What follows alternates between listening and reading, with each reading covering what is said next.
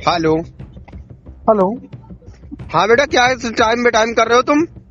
Sir बेटाइम नहीं कर रहे हैं सर, सही बताएं, इसलिए फोन नहीं उठा रहे थे सर। आप डांटेंगे। पैसे की सर व्यवस्था 5:30 बजे बोली तो अभी कह रहा हो नहीं पा रहा, अभी कह रहा थोड़ी देर और रुको। मान लो बेटा, हम लोगों को भी कोई डांट मिल रही है, हम लोगों की नौकरी चली जाएगी। बेवकूफ समझ रहे हो आप लोग? नहीं सर, बेवकूफ नहीं समझ रहे हैं सर। मान लो हम आपको बेटा कह रहे हैं, तुम हमारे सर के ऊपर चले जा रहे हो। नहीं सर, हम जो है सर, हम आप ही की व्यवस्था में लगे तो सर व्यवस्था नहीं हो पाई थी सर।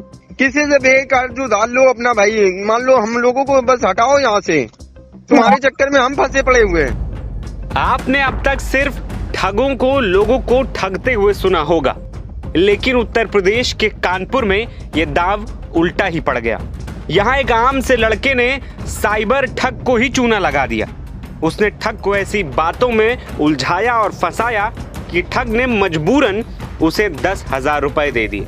अब ठगी करने वाला खुद ही युवक से पैसे लौटाने के लिए गिड़गिड़ा रहा है। हम यार इतनी व्यवस्था कर दिए हैं तुम्हारे लिए, मान लो हम लोगों को कोई मालूम रिएक्ट ही नहीं है। हमारा केसेस है क्या? तुम ये बेवकूफ समझो। सर प्लीज सर मेरा और 400 रुपए सर व्यवस्था करा दीजिए सर। ला हम फर्जी की बात ना करो, पहले मेरी बात सुन।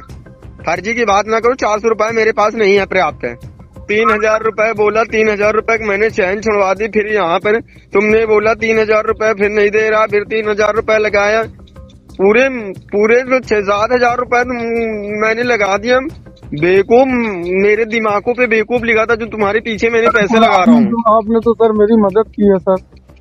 मदद की है तो इस तरह करोगे मेरे साथ? है मदद करने के बाद बिल्कुल मेरा गला ही काट दो यार तुम लोग। सर हमें जैसे पैसे सर मिलते हैं हम आपको सर तुरंत लगा देते हैं सर, लेकिन सर व्यवस्था नहीं हो पा रही सर। हम कई लोगों से सर मांग चुके हैं। हाँ, वो तुम्हें कहीं नहीं मिलेगा, पैसा तुम्हें कहीं नहीं मिलेगा, सिर्फ हमारे पास मिलेगा। हमारे पास नोट की वो मशीन रखी हुई है, छप रहा है पैसा, ले जाओ आके यार। तुम्हारे घर पे कोई इतनी हेल्प नहीं करेगा जितनी मैंने कर दी है। आज अगर तुम पेमेंट नहीं करा पा रहे हो तो आज मैं सुनूंगा नहीं किसी की। अगर तुम मेरा कॉल नहीं रिसीव करोगे तो तुम्हारे दरवाजे पे मैं आ जाऊंगा। मेरा पैसे से लेना देना नहीं है, मैं यहाँ निकाल लूंगा तुम्हारे से पैसा। नहीं सर, सुनिए सर, हम आज करा देंगे सर, लेकिन सर व्यवस्था नहीं हो पा रही सर। 400 रुपए व्यवस्था की ये टेंशन तुम्हारी है सर, वाकई सर व्यवस्था सर हम तुरंत करा देते सर आपकी। अब जो भी इस मामले को सुन रहा है वो हैरत में पड़ जाता है कि आखिर बड़े बड़े अफसरों को जो ठग चूना लगा देते हैं उनको भला कौन ठग सकता है। तो चलिए हम आपको कानपुर की ये पूरी कहानी समझाते हैं। दरअसल कानपुर के बर्रा के रहने वाले भूपेंद्र सिंह के पास 6 मार्च को एक कॉल आया था। कॉलर ने खुद को सीबीआई अफसर बताते हुए कहा कि तुम अश्लील वीडियो देखते हो। इसके बाद उसने 32 मॉर्फ वीडियो और 48 मॉर्फ फोटो व्हाट्सएप पर भेजे। साथ ही कहा कि तुम्हारे खिलाफ लड़की ने FIR दर्ज कराई। सीबीआई और पुलिस तुम्हारे घर पहुंच रही। ये सुनकर भूपेंद्र समझ चुके थे कि ये ठगी करने वाला है, और तभी भूपेंद्र ने तुरंत एक नई कहानी गढ़ी जिसमें साइबर ठग धीरे धीरे खुद ही फंसता चला गया। आइए आपको भूपेंद्र से ही सुनाते हैं कि आखिर उसने ठग को कैसे उल्लू बनाया। भूपेंद्र, ये बताइए कि कौन है, किसकी फोटो है ये? सर ये जो साइबर ठग है जो लगातार मुझे प्रताड़ित कर रहा था, परेशान कर रहा था, ये अधिकारी की फ़ोटो लगाए हुए। जब इसने पहले मुझे कॉल किया तो मैं एक बार डर गया था कि शायद कोई अधिकारी है और किसी ने बेवजह 10 मिनट कॉल काट दी। मैंने कहा 10 मिनट में कॉल कर रहा हूँ, पापा मेरे घर पर हैं। इसके बाद मैंने इसका जब नंबर उसमें मैप में गूगल पे सर्च किया तो ये नंबर मुझको जो है रायबरेली की तरफ का दिखा रहा था। और इसको मैंने जो अपने लगातार झांसे में लिया तो इसने बताया कि मैं कानपुर के कैंदा गाँव का रहने भेजा था। ये लेटर है,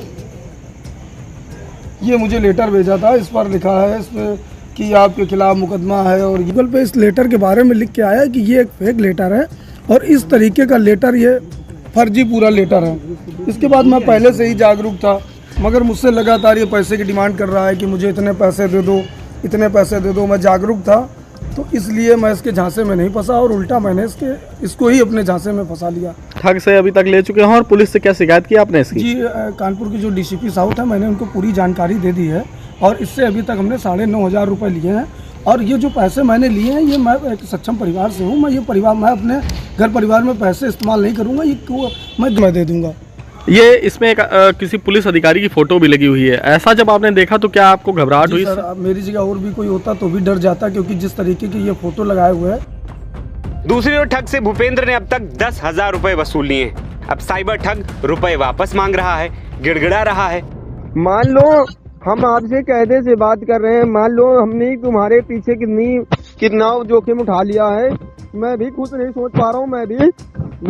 मेरे को भी मैं अपनी वाइफ से कोई जवाब दे पा रहा हूँ। पहले बात समझो बेटा, तुम कुछ भी करो, फोन रखो, कुछ भी रखो, मेरे से मतलब नहीं। मेरे को आज पैसा मेरा ही चाहिए, मैं तुम्हारा नहीं मांग रहा हूँ, मेरा पैसा लौटा दो यार। सर हम आपको लौटा देते सर, लेकिन बात समझिए सर, मेरे सर 400 रुपए में सर रुका मैंने इतनी रकम लगा दी कि तुम सोच भी नहीं सकते मेरे लिए कितनी रकम बड़ी है। आप तो सर अधिकारी है, मान लो आप कहीं ना कहीं से सर हमें कोई दे नहीं रहा। नहीं सर वाकई हम कहीं ना कहीं से एडजस्ट कर लेते हैं, हम हर किसी से नहीं मांग सकते सर।